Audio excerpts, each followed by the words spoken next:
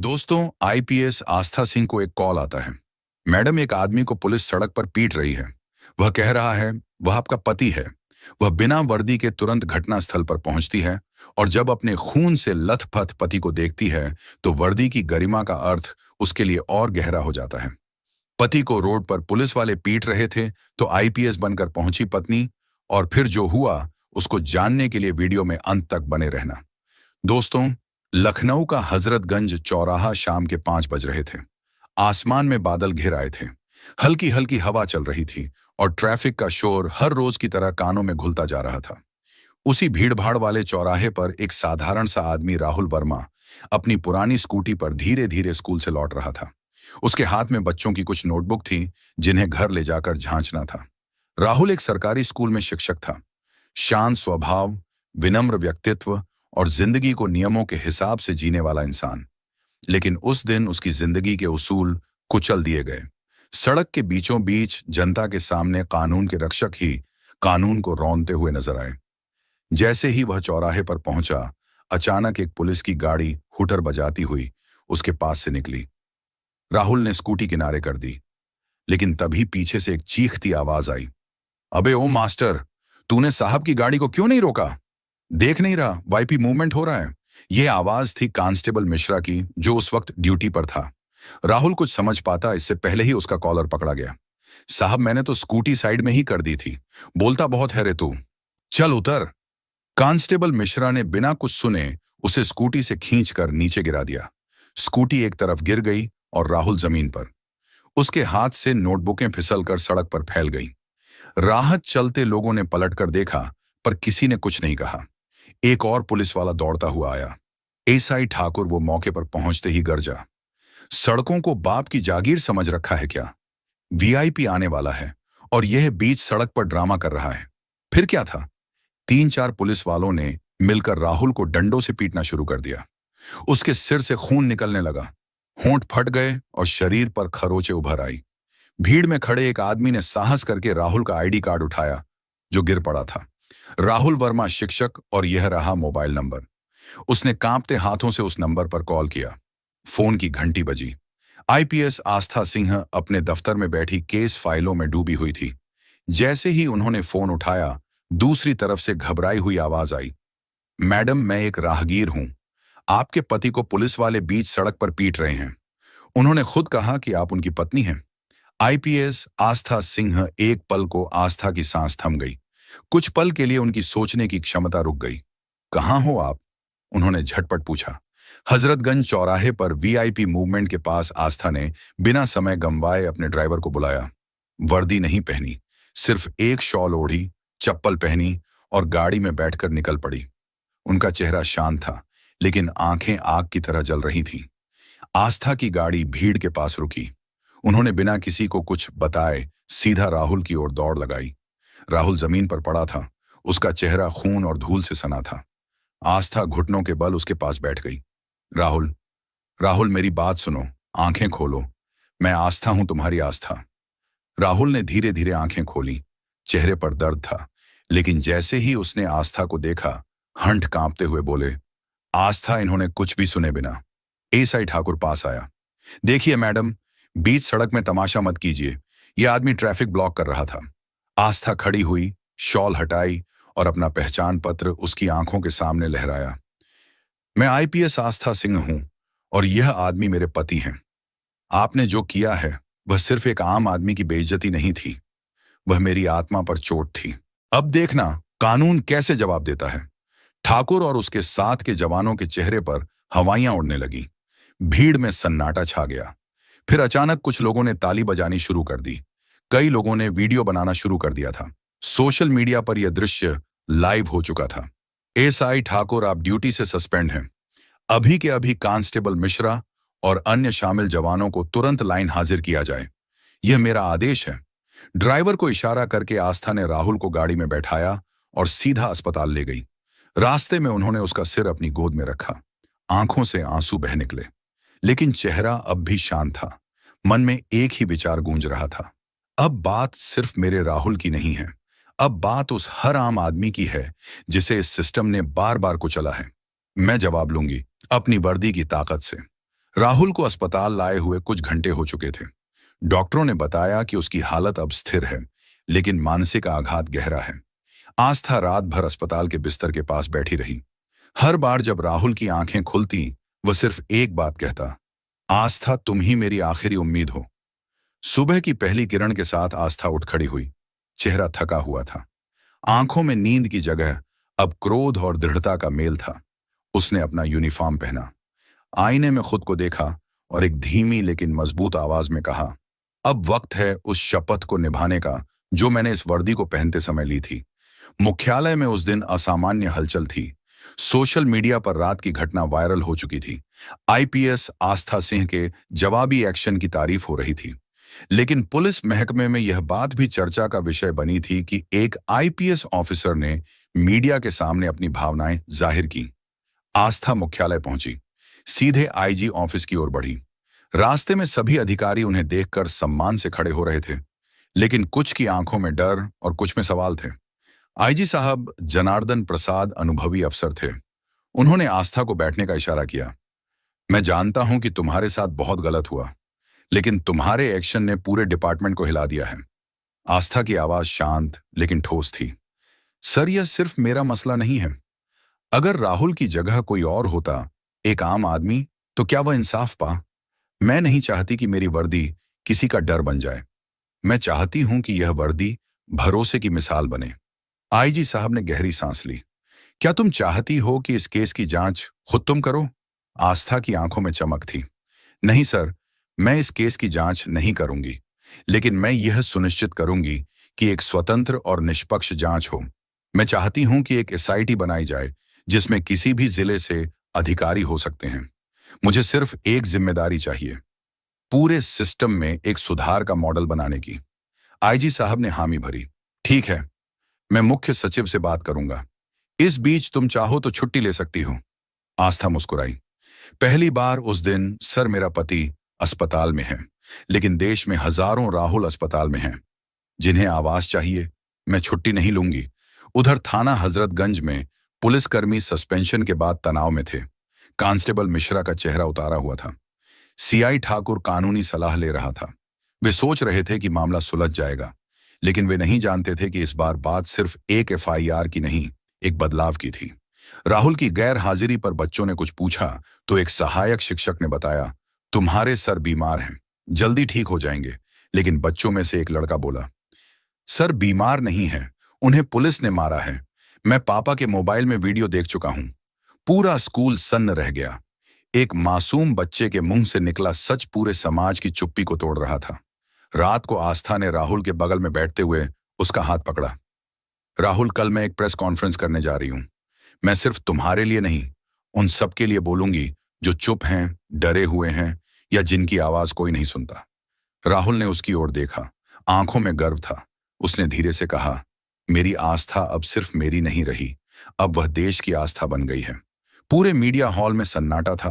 कैमरे लाइव थे। आस्था मंच पर आई, कोई कागज नहीं, सिर्फ सच्चाई लेकर। मेरे पति राहुल को एक पुलिस वाले ने नहीं मारा, उसे मारा एक मानसिकता ने, जो वर्दी की ताकत को अपनी जागीर समझती है। लेकिन अब वह समय गया जब आम आदमी चुप रहता था। अब आवाज उठेगी, और जब तक सिस्टम में बदलाव नहीं होगा, मैं चैन से नहीं बैठूंगी। पूरा हॉल तालियों से गूंज उठा। उस दिन एक अफसर नहीं, एक पत्नी, एक नागरिक, एक योद्धा बोल रही थी, और उसने ऐलान कर दिया था, अब जंग शुरू हो चुकी है। प्रेस कॉन्फ्रेंस के अगले दिन सुबह सुबह आस्था को कई फोन कॉल्स आने लगे। कुछ मंत्री, कुछ वरिष्ठ अधिकारी और कुछ मीडिया हाउस के मालिक, सब एक ही बात कह रहे थे, आस्था मैडम, आपकी भावनाएं वाजिब हैं, लेकिन सिस्टम को कटघरे में खड़ा करना यह तरीका सही नहीं है। आस्था ने हर एक को वहीं जवाब दिया, अगर तरीका यही है कि सच्चाई को चुप करा दो, तो मैं उस तरीके को नहीं मानती। मुख्यमंत्री यशवंत चौहान गंभीर चेहरे से एक फाइल देख रहे थे। उनके प्रमुख सचिव ने कहा, सर, अगर आस्था को रोका नहीं गया तो यह मुद्दा नेशनल मीडिया में आग बन जाएगा।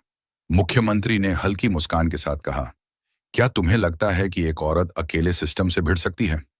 प्रमुख सचिव चुप रहा, लेकिन उसे पता नहीं था कि यह औरत कोई आम औरत नहीं थी।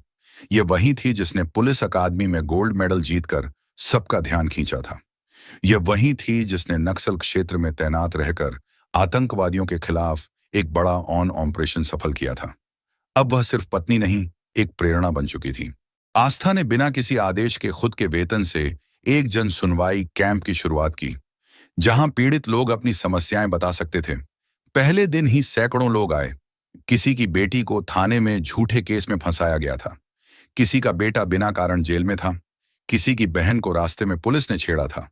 आस्था ने हर एक शिकायत को रिकॉर्ड किया, सबूत जुटाए और अपने ही विभाग के खिलाफ कार्रवाई शुरू की। तीसरे दिन आस्था को एक नोटिस मिला, आपका तबादला गोरखपुर कर दिया गया है। तत्काल प्रभाव से वह मुस्कुराई। अखबारों में हेडलाइन बनी, सच की कीमत ट्रांसफर। लेकिन आस्था रुकी नहीं। वह गोरखपुर नहीं गई।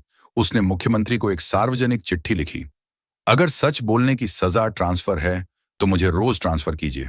मैं जहां भी रहूंगी सच का साथ दूंगी। यह चिट्ठी वायरल हो गई।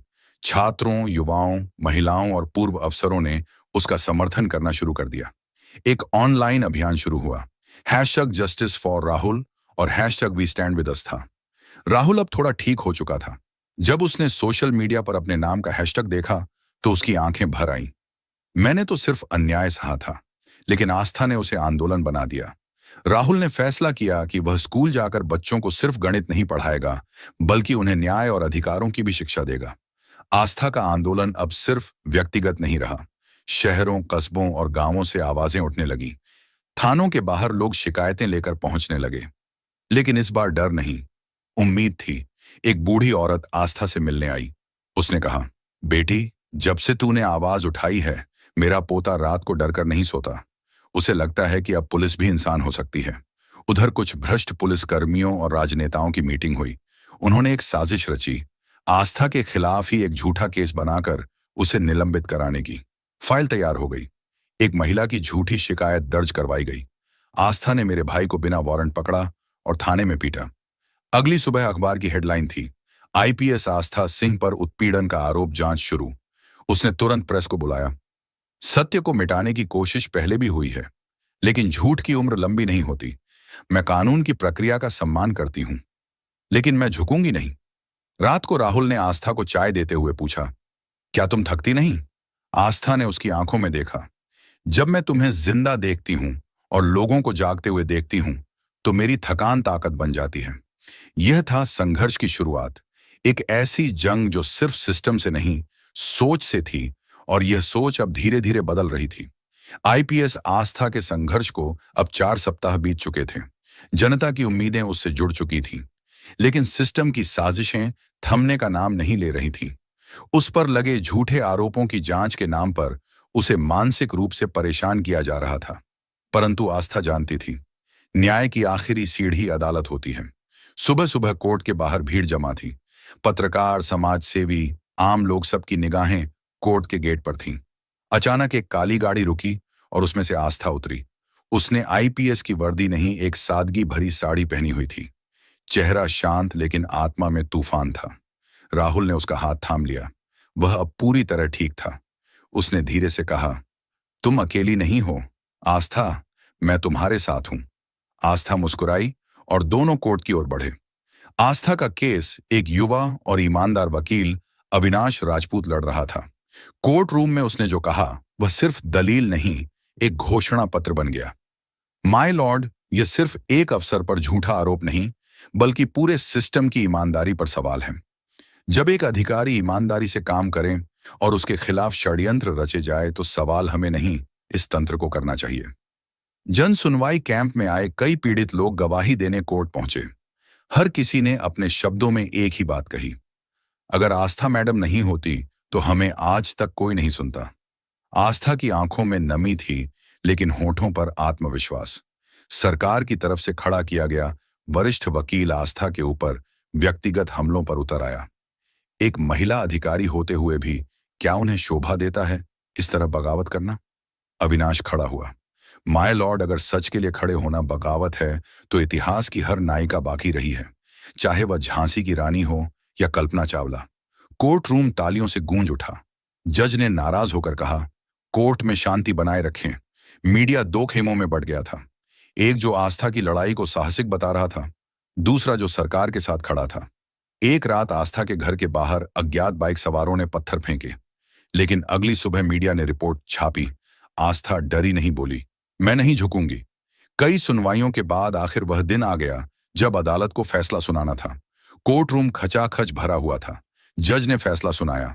इस न्यायालय की राय में आईपीएस आस्था सिंह के विरुद्ध लगाए गए आरोप प्रमाणित नहीं होते।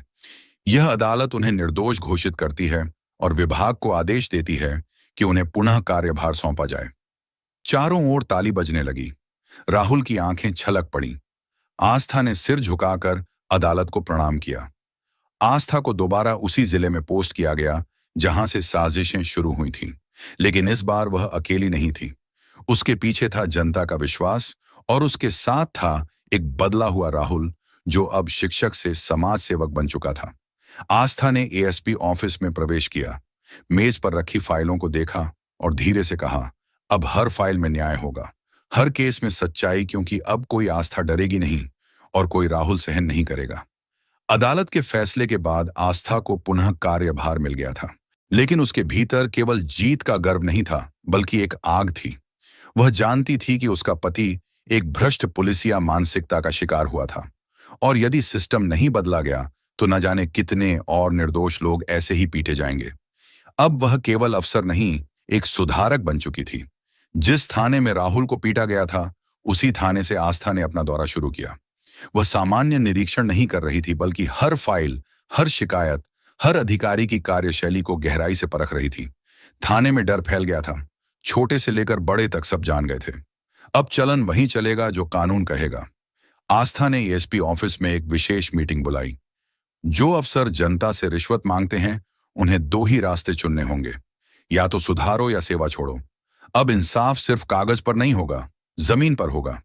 आस्था ने एक विशेष टास्क फोर्स बनाई, इंटरनल अकाउंटेबिलिटी सेल, आईएसी। इसका नेतृत्व वह स्वयं कर रही थी। हर जिले के थानों की गोपनीय जांच शुरू हुई। हर जगह से भ्रष्टाचार की कहानियां निकल कर आने लगी। फर्जी केस, झूठी गिरफ्तारी, महिला शिकायतकर्ताओं से अभद्रता। आस्था की टीम ने 18 दिन में 23 अफसरों को सस्पेंड किया। एक वरिष्ठ अधिकारी ने नाराज होकर कहा, आप सिस्टम को तोड़ रही हैं मैडम। आस्था ने मुस्कुराकर जवाब दिया, नहीं सर, मैं सिस्टम को साफ कर रही हूं ताकि यह जनता के काम का बन सके। आस्था ने पुलिस ट्रेनिंग अकादमी में मानव व्यवहार और संवेदनशीलता पर विशेष सेमिनार शुरू करवाए। उसने कहा, एक पुलिस वाले की पहली पहचान उसकी वर्दी नहीं, उसकी संवेदना होनी चाहिए। उसी अकादमी में राहुल को भी बुलाया गया। उसने अपने अनुभव साझा किए। मैं एक आम नागरिक था, आपके जैसा नहीं, लेकिन आपके भरोसे पर जीता था। उस दिन जब मुझे पीटा गया, सिर्फ शरीर नहीं टूटा, सिस्टम पर मेरा विश्वास भी टूटा। पर आज मेरी पत्नी और आप जैसे ईमानदार अफसरों की वजह से वह भरोसा फिर लौटा है। एएसपी आस्था ने जनता की पुलिस योजना शुरू की। हर हफ्ते एक थाना, एक गांव में शिविर लगाएगा। हर शिकायत, हर दर्द को सीधा सुना जाएगा। वह कहती थी, हम जब जनता के टैक्स से तनख्वाह लेते हैं तो जनता की सेवा से मुंह नहीं मोड़ सकते। एक गांव की बुजुर्ग महिला ने उसके पैर छूते हुए कहा, बिटिया, तू पुलिस वाली है, पर तू हमारे लिए मसीहा बनाई है। मीडिया और शासन ने आस्था को राष्ट्रीय स्तर पर सम्मान देने की बात कही, लेकिन उसने एक प्रेस कॉन्फ्रेंस में विनम्रता से कहा, मुझे पदक नहीं चाहिए, मुझे हर पुलिस चौकी पर सच्चाई चाहिए। अगर एक आईपीएस पद का मतलब सिर्फ वर्दी पहनना है तो वह खोखला है, लेकिन अगर इस पद से एक आम आदमी की चीख सुन सके, तब जाकर हम सच्चे अफसर बनते हैं। सिस्टम में सुधार करते करते उसने कई दुश्मन बना लिए थे। कुछ अफसरों ने उसे धमकियां दी, कुछ नेताओं ने ट्रांसफर की धमकी दी, लेकिन अब आस्था डरने वालों में नहीं थी। राहुल ने एक रात उससे पूछा, क्या तुम्हें डर नहीं लगता? आस्था ने मुस्कुराकर जवाब दिया, डर मुझे पहले लगता था जब तुम सड़क पर पिटे थे और मैं कुछ नहीं कर सकी थी। अब डरने की बारी उनकी है जो अपनी वर्दी का गलत इस्तेमाल करते हैं। आस्था की मुहिम अब सिर्फ सुधार तक सीमित नहीं थी। भ्रष्टाचार की गहरी जड़ें उखाड़ने के प्रयास में वह बहुत से बड़े अधिकारियों के निशाने पर आ गई थी। लेकिन वह जानती थी, इस रास्ते पर चलना आसान नहीं होगा। उसके पास अब सिर्फ वर्दी नहीं थी, बल्कि एक ऐसा अनुभव था जिसने उसे लोहे की तरह मजबूत बना दिया था। आस्था ने फैसला किया कि भ्रष्टाचार के सबसे बड़े गढ़ों में से एक जिला क्राइम ब्रांच की जांच स्वयं करेगी। उसके पास गोपनीय सूचनाएं थीं कि वहां से नशा, हथियार और अवैध जमीन सौदों को संरक्षण दिया जा रहा है। उसने बिना किसी को बताए रात 2 बजे टीम के साथ रेड डाली। वहां पकड़े गए एक दरोगा ने घबराकर कहा, मैडम, ऊपर से आदेश है, हम मजबूर हैं। आस्था ने उसकी आंखों में देखा और कहा, ऊपर अब मैं हूं और मजबूरी अब तुम्हारा बचाव नहीं, तुम्हारा अपराध है। राहुल ने अब अपने भीतर की बेचैनी को शब्दों में ढालना शुरू कर दिया था। वह एक जन जागरूकता अभियान में जुड़ गया। एक पत्रकार ने उससे पूछा, आपकी पत्नी आईपीएस है, आप खुद क्यों इतना आगे आ रहे हैं? राहुल ने मुस्कुराकर कहा, क्योंकि अन्याय ने मुझे मारा था और अब जब मुझे न्याय की ताकत मिली है तो मैं चुप नहीं रह सकता। मैं हर उस आम आदमी की आवाज बनना चाहता हूं जो अपनी बात कह नहीं पाता। अब आस्था और राहुल दोनों मिलकर जनहित मंच चला रहे थे, जहां पीड़ितों को कानूनी मदद और मीडिया का प्लेटफॉर्म भी मिलता था। एसीपी आस्था की कार्रवाइयों से सत्ता के कुछ चेहरे परेशान होने लगे। एक विधायक जिसके गुंडों पर एफआईआर दर्ज हुई थी, मुख्यमंत्री कार्यालय तक शिकायत लेकर गया। यह अफसर तो बगावत पर उतर आई है, सीएम ने कहा। या तो तुम सुधर जाओ या तैयार हो जाओ। अब सत्ता की सोच भी बदल रही है। सीएम ने आस्था को बुलाकर कहा, तुम्हारी लड़ाई मेरी लड़ाई है, आगे बढ़ो, हम तुम्हारे साथ हैं। यह समर्थन मिलने के बाद आस्था की ताकत कई गुना बढ़ गई। अब आस्था ने नशे के कारोबार पर सबसे बड़ा वार किया। 48 घंटे के भीतर 17 ठिकानों पर छापेमारी हुई, 35 से अधिक गिरफ्तारियां हुईं और 5 करोड़ की अवैध संपत्ति जब्त की गई। मीडिया की सुर्खियां कहती थीं, आईपीएस आस्था बनी नारी शक्ति की मिसाल, माफिया राज को दिया बड़ा झटका। एक लड़की ने सोशल मीडिया पर लिखा, मैडम, जब भी आपको देखती हूं लगता है जैसे हमें भी लड़ने की ताकत मिल रही है। एक दिन जब आस्था घर लौटी तो उसके माता पिता बैठे थे। उसकी मां ने उसकी आंखों में देखा और कहा, बेटी, तू अब सिर्फ हमारी नहीं रही, तू अब इस देश की बेटी बन गई है। उसके पिता, जो कभी चाहते थे कि आस्था डॉक्टर बने, अब भावुक होकर बोले, हमने तो सोचा था तू किसी का इलाज करेगी, पर तूने तो पूरे सिस्टम का इलाज कर दिया। लेकिन आस्था की सबसे बड़ी लड़ाई बाहर नहीं, उसके भीतर चल रही थी। रात को सोते समय जब वह राहुल को देखती तो कभी कभी उस दिन की तस्वीरें फिर जहन में लौट आती, जब वह लहूलुहान सड़क पर पड़ा था। मैंने बहुत देर कर दी थी, वह बुदबुदाती। राहुल उसका हाथ पकड़कर कहता, तुमने जो किया वह कोई नहीं कर सकता। तुम मेरी नहीं, इस देश की रीढ़ हो। आस्था जानती थी यह रास्ता अंतहीन है, लेकिन अब वह पीछे मुड़ने वालों में से नहीं थी। उसकी आंखों में अब भी आग थी, लेकिन उस आग में केवल गुस्सा नहीं, उम्मीद भी थी। 3 साल बीत चुके थे। वह दिन अब भी आस्था की यादों में जीवित था, जब उसने पहली बार वर्दी में सड़कों पर अन्याय को सीना तान कर रोका था। लेकिन अब यह सिर्फ उसकी नहीं, पूरे देश की कहानी बन चुकी थी। दिल्ली के विज्ञान भवन में राष्ट्रीय स्तर का समारोह था। प्रधानमंत्री स्वयं मंच पर उपस्थित थे। आस्था को बुलाया गया राष्ट्रीय शौर्य एवं जनसेवा सम्मान प्रदान करने। जब उसका नाम पुकारा गया, हजारों लोगों की तालियों ने पूरा हॉल गूंजा दिया। राहुल पहली पंक्ति में बैठा था। उसकी आंखों में गर्व और भावुकता एक साथ बह रही थी। उसके माता पिता, जिन्होंने कभी सोचा भी नहीं था कि उनकी बेटी इतनी ऊंचाई छुएगी, आज सबके सामने नतमस्तक थे। जब आस्था मंच पर पहुंची, प्रधानमंत्री ने कहा, इस देश को ऐसे ही अवसरों की जरूरत है जो नारी होकर भी शक्ति का प्रतिरूप बने। कार्यक्रम के बाद एक वरिष्ठ पत्रकार ने आस्था से पूछा, आपने जो किया, क्या वह सिर्फ एक पत्नी का फर्ज था या एक अफसर की ड्यूटी? आस्था मुस्कुराई, मैंने जो किया वह एक इंसान के रूप में किया, जिसकी आत्मा अन्याय के खिलाफ चुप नहीं रह सकती थी। पत्नी, अफसर या बेटी, सबके भीतर एक इंसान होता है। अगर वह जाग गया तो दुनिया बदल सकती है। राहुल ने अपने अनुभवों पर एक किताब लिखी, आस्था एक पत्थर से फव्वारे तक। यह किताब बेस्ट सेलर बन गई।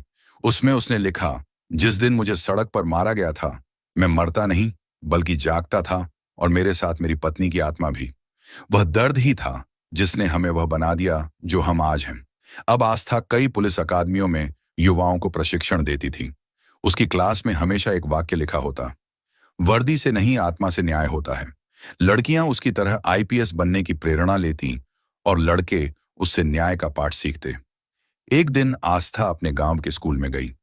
वहां बच्चों से मिलते वक्त एक बच्ची ने पूछा, मैडम, क्या मैं भी बड़ी होकर आपकी तरह बन सकती हूं? आस्था ने उसका हाथ थाम कर कहा, तू मुझसे भी बड़ी बनेगी क्योंकि तूने सपने देखना शुरू कर दिया है। उनकी जोड़ी अब आस्था राहुल के नाम से जानी जाती थी। एक ऐसी मिसाल जहां प्यार, संघर्ष और कर्तव्य एक दूसरे को पूरा करते थे। उन्होंने एक फाउंडेशन शुरू किया, निर्भय भारत, जो जरूरतमंदों को कानूनी मदद, शिक्षा और आत्म सुरक्षा की ट्रेनिंग देता था। एक शाम जब दोनों छत पर बैठे चाय पी रहे थे, राहुल ने पूछा, क्या तुम्हें कभी पछतावा होता है कि हम एक सामान्य जिंदगी नहीं जी पाए? आस्था ने आसमान की ओर देखा और कहा, नहीं, क्योंकि हमारी जिंदगी ने बहुतों को सामान्य से विशेष बना दिया। और फिर दोनों चुपचाप उस डूबते सूरज को देखते रहे, क्योंकि उनके लिए हर डूबती शाम एक नई सुबह का आरंभ थी। तो दोस्तों, इस वीडियो में बस इतना ही। अगर आपको यह वीडियो पसंद आया हो तो इसे लाइक करना बिल्कुल ना भूलें। आपका एक लाइक हमें और बेहतरीन कंटेंट बनाने की प्रेरणा देता है। इस वीडियो को अपने दोस्तों और परिवार के साथ शेयर करें। हो सकता है यह वीडियो किसी की मदद कर सके। अगर आप हमारे चैनल पर नए हैं तो जल्दी से सब्सक्राइब कर लें, क्योंकि हम आपके लिए ऐसी ही जबरदस्त जानकारी लाते रहते हैं। सब्सक्राइब करने के बाद बेल आइकन जरूर दबाएं, ताकि आपको हमारी हर नई वीडियो की नोटिफिकेशन मिले। हम पूरी कोशिश करते हैं कि आपको बेहतरीन कंटेंट दें। आपके सुझाव हमारे लिए बेहद खास हैं। कमेंट में हमें जरूर बताएं कि आपको यह वीडियो कैसा लगा। इस वीडियो को देखने के लिए आपका दिल से धन्यवाद। आप हमारे लिए सिर्फ दर्शक नहीं, परिवार हैं।